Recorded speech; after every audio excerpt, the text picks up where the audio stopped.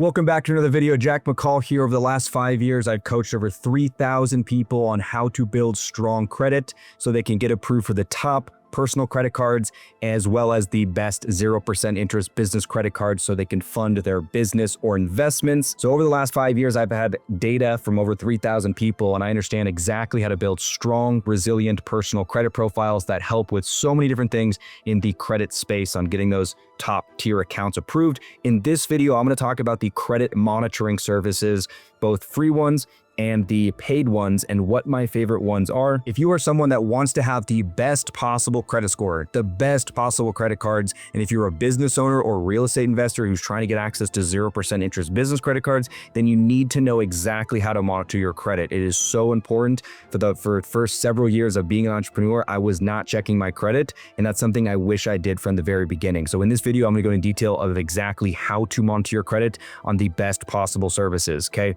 The first one we're going to go into is Credit Karma. Credit Karma is a free software you can use. Even today, being an entrepreneur for the last 10 years, I still use Credit Karma, but it is not my favorite and is not the one that I rely on the most, but there is still value in checking Credit Karma.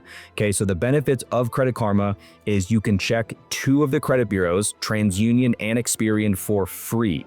The benefit is it's free, and second benefit is it updates daily, and there's a great mobile app. The negative is it shows you your Vantage score, okay?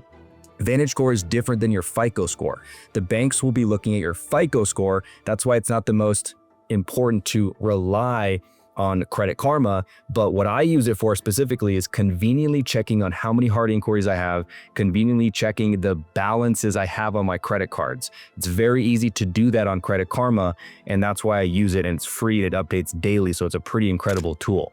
So here on this screen is some examples, some screenshot examples of what the Credit Karma app looks like. If you don't have the Credit Karma app, I highly recommend to download it. It's free, and your credit updates daily or every other day, if not daily. So on the left-hand side here, you can see the payment history on this screenshot right here is 100%. The credit card usage, this is just showing an average. I actually recommend to look at your credit card usage or your utilization on a per account basis, not just an average. But if you want to go check your utilization, you can easily do that here. The reason I say this is beneficial to look at because it updates daily is because when you look at some of the paid options, which I'll get into, those options update on a monthly basis, okay? This updates on an every other day basis, okay? So you can also see the average age, which I find to be pretty helpful as well, the total accounts, and the number of hard inquiries. As I mentioned, the main reason why I still use Credit Karma after being an entrepreneur for 10 years and teaching credit for the last 5 years is you can easily see the number of hard inquiries you have and the dates of those hard inquiries, okay? It updates daily, so it's very helpful to see when hard inquiries are coming in and to see if there's any you need to remove.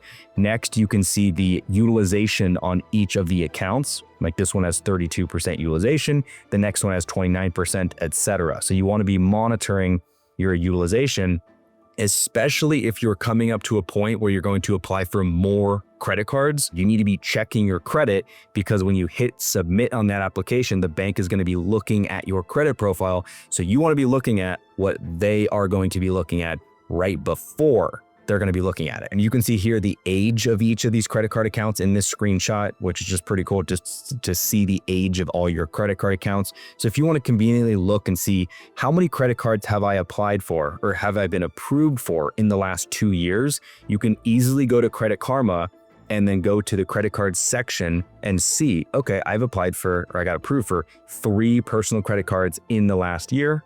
So maybe I can do 1 more. But it helps, it's easy to see on how many credit cards you applied for in a given period of time. So the next one I'm going to talk about is a free and a paid option. Okay, this is going to be Experian. Experian is one of the top 3 or one of the 3 credit bureaus. They have a free option where you can look at just the Experian bureau for free. With the benefit of it is it shows you your FICO 8 score for free, but just on Experian. If you want to see all 3 bureaus, you have to pay for Experian, which is about $30 a month, and then you can see all 3 bureaus. I do think that's a pretty good option. It's not my favorite option. I'll still get to my favorite option, but it's very convenient to check Credit Karma for Equifax and TransUnion for free, and it's very helpful to check Experian for free on their app, just doing the free option. Again, this one updates daily. It's a great mobile app, and then they have the option to upgrade to the 3-bureau paid. The negative is it shows the information on each bureau individually. So it doesn't show it side by side. I'll show you that favorite option that does that. It shows you individually, which is kind of just a little bit extra work to go through each of the 3 bureaus. What I use it for is conveniently checking on how many hard inquiries I have on Experian. I can check my utilization and my average age, my FICO average age through this Experian app. And then I can check my FICO 8 score on Experian through this Experian app. This is my score when I did this screenshot, 819. The highest score I've had is an 841. So that is the Experian free. Okay, if we look at the Experian free account, and you can do this for all 3 bureaus if you want. I don't exactly recommend it. I'll get to that recommendation, but here are some screenshots of what the free account looks like. You can go in here and click view report. You can then see like how many total accounts you have open, how many you have closed, any collection accounts, things like that. One thing I would recommend is when you open total accounts, you can put the filter on of only the open accounts. Okay, and then you can also sort from the balance high to low if you want to look at your utilization. But I like to just do open accounts just to, I only care about looking at my open accounts. So I put that filter on. And then you can see here, like on this card, for example, it has a balance of 6,300 and it updated on this date, which generally, if it's updated on a specific date, that is the statement closing date, give or take a day or two, but generally that's the statement closing date.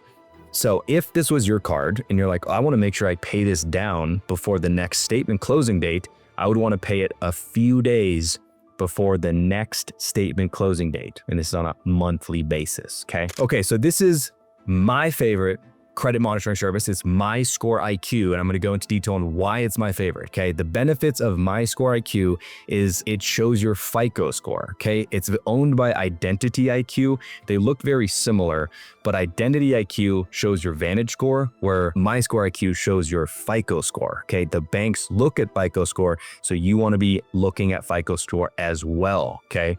It displays all 3 of the bureaus side by side. So it's very easy to just look at all 3 bureaus on one screen because they're side by side, which Experian does not do. You have to look at each of the 3 individually. It just takes more time. Another major advantage, and this is one of the secret sauces about MyScoreIQ, it displays detailed score ingredients, okay? It's more in depth than any other monitoring service that I have seen, okay? We're gonna go into what score ingredients looks like, but this is a major advantage of MyScoreIQ. The negative of MyScoreIQ is there's lots of scrolling if you have a lot of accounts, and you can't filter out the closed accounts. So if you have a bunch of accounts over the last several years, it's a little bit extra scrolling, but I still think it's the best. On the top, these screenshots right here, you can see there's quick links to the different sections of the credit report, which we'll look at. And on the left-hand side here, a lot of people don't know about this. This is the FICO score ingredients. So if you click My Score Ingredients, it opens this up. And just to be clear, this is not my credit report. My score is not a 674, but if you open that up, it shows you the score broken down on a per bureau basis. And it breaks it down into payment history, the amount of debt, the credit age specifically, the amount of new credit, and the credit mix. And then if you hit view details on each of these sections, it opens up even more, okay? So if you go to payment history, you click this right here, you go to payment history, it then opens up all these different sections, all this different data.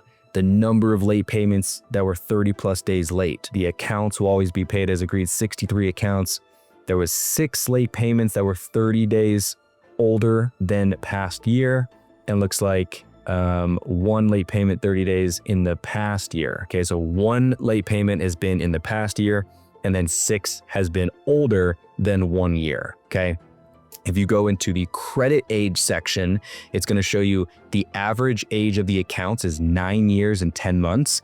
It shows you the age of the oldest account, 24 years and 10 months. And that's why it's exceptional, okay? This is very, very good age. And this is why you want to keep your credit card accounts open for a long period of time to build up this age right here, okay?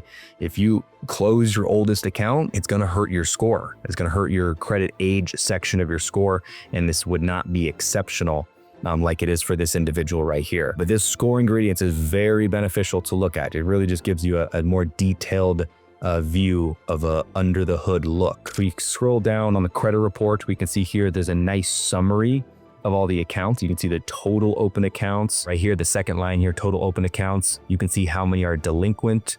You can see the balances of the revolving debt.